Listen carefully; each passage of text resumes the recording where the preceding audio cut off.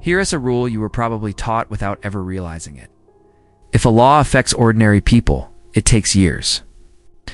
If a law protects powerful institutions, it takes hours. And this time it took less than 24 hours. No public debate, no hearings anyone watched, no explanation anyone understood. Just a quiet announcement buried in technical language. A new banking rule was approved and goes into effect Monday. Not next quarter, not next year. Monday. That alone should stop you cold. Because financial laws do not move at emergency speed unless something behind the system is already breaking. So the real mystery is not what they passed. The real mystery is why they needed it immediately, and what would have happened if they didn't. To understand what's happening, you need to unlearn something. Most people think financial crises begin when markets crash. They don't. Markets crash after the system quietly fails to contain stress. The real danger zone comes earlier. When liquidity dries up, counterparties stop trusting each other.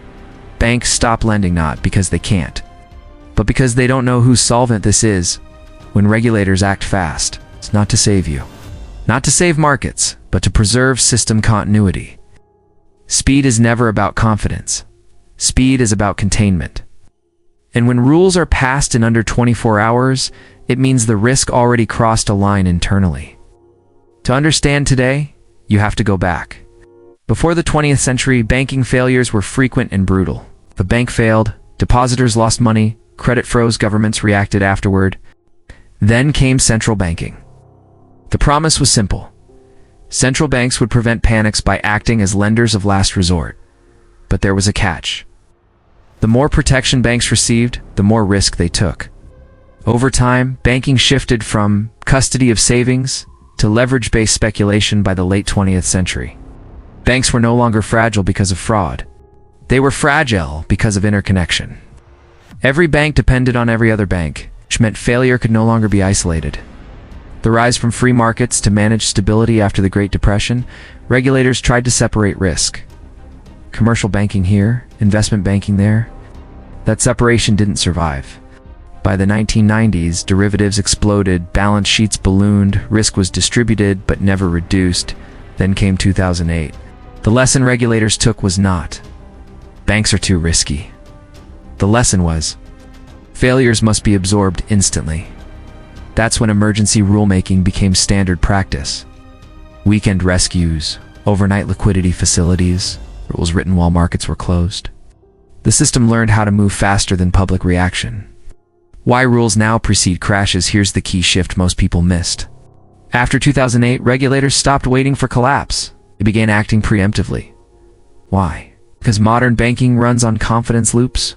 Confidence drops below a threshold, funding disappears, collateral loses value, balance sheets unravel in hours. This is why rules now activate automatically, discretion replaces transparency, legal language becomes intentionally vague, ambiguity is not a bug, it's a feature. The event, what it means when a rule starts Monday. Let's be clear about something. When a banking rule is rushed, it is not experimental, it is not optional, it is not theoretical, it is operational. Rules like this typically do one or more of the following. Change how liquidity is calculated, alter capital treatment of assets. Expand regulatory discretion, redefine what counts as safe, shift loss absorption away from institutions. These are not small adjustments. They're pressure valves. They exist to buy time. The time is only needed when something is already unstable. Cause and effect, what force their hand. Emergency banking rules usually follow a pattern. Step 1. Stress appears often in places most people don't watch. Repo markets, overnight funding, commercial real estate, shadow banking. Step 2. Liquidity hoarding institutions stop lending. Not publicly. Internally. Step 3. Risk repricing assets once considered safe begin to wobble. Not in price, in confidence. Step 4. Regulatory override rules are changed so the system can continue operating without acknowledging failure. This is where we are now. Who this actually affects, most people assume banking rules affect banks. That's wrong. They affect behavior. For banks, more discretion, less transparency, greater reliance on regulatory backstops. For markets, artificial stability, distorted price signals, sudden volatility, when confidence breaks anyway. For individuals, reduced access to credit, lower real returns on savings. Higher systemic exposure without consent. You don't need a crash for damage to occur. Slow erosion works just as well. Why this keeps happening? Every fix creates new fragility. Capital buffers encourage leverage elsewhere. Liquidity rules push risk off balance sheet. Stress tests model yesterday's crisis. The system becomes stable only under assumptions that no longer hold. So regulators don't fix problems. They manage consequences. That's why rules move faster every cycle, because the margin for error is shrinking. This has happened before. History doesn't repeat events. It repeats structures. Late Roman currency debasement, British financial dominance before WWI, Japanese banking stagnation after asset bubbles, every case. Emergency measures became permanent complexity.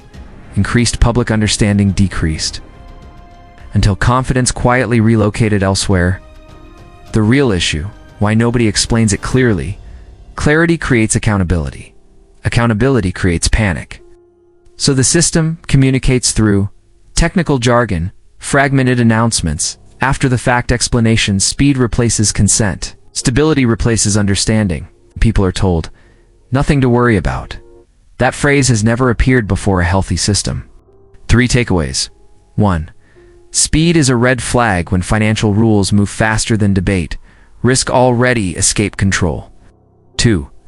Emergency tools never stay temporary. Every temporary rule becomes part of the baseline. 3.